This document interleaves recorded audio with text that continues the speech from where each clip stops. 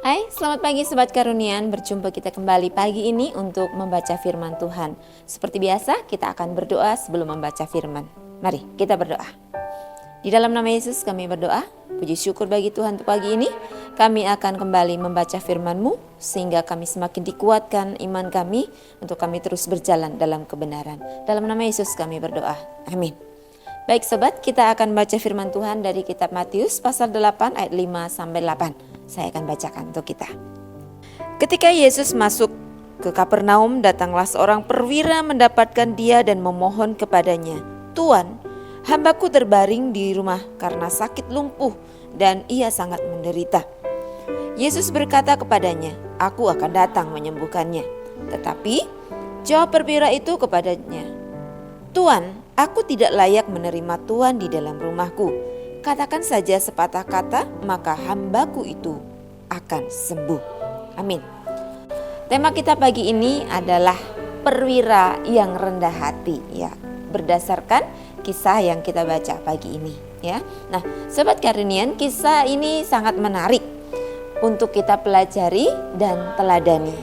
Kenapa? Karena ada seorang perwira. Ya, kalau perwira pasti punya kuasa, punya jabatan dan berpengaruh gitu ya. Sangat dihormati, tetapi perwira ini rela memperjuangkan kesembuhan untuk bawahannya. Ya. Yang lebih menarik lagi adalah ketika Yesus sudah oke, saya akan datang menyembuhkannya. Tapi perwira ini justru menolak, "Tidak Tuan, saya merasa tidak layak menerima Tuan dalam rumah saya. Katakan saja sepatah kata, maka hambaku akan sembuh." Nah, Sobat Karunian, pernahkah kita merasa bahwa keberadaan kita lebih tinggi dibanding yang lain? Lebih pintar, merasa lebih berkuasa, merasa lebih terkenal dan sebagainya. Nah, hingga membuat kita memisahkan diri dengan orang lain, bahkan merasa tidak peduli dengan orang lain, sesuka hati kita saja terhadap orang lain.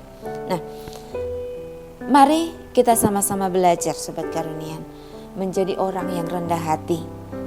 Meskipun kemampuan kita lebih dibanding yang lain, namun ketika orang lain membutuhkan bantuan, maka mari bantulah, ya, dengan hati yang tulus dan penuh kasih. Kiranya Tuhan menolong kita untuk hidup lebih bijaksana. Tuhan memberkati. Kita berdoa. Dalam nama Yesus kami berdoa. Terima kasih untuk pagi ini Tuhan. Ajari kami untuk menjadi orang yang selalu rendah hati apapun yang kami alami dan kami miliki. Kami semua biarlah dibuat berhasil oleh Tuhan dan kami boleh hidup saling mengasihi satu dengan yang lain. Di dalam nama Yesus kami serahkan hidup kami kepada Tuhan. Amin. Thank you.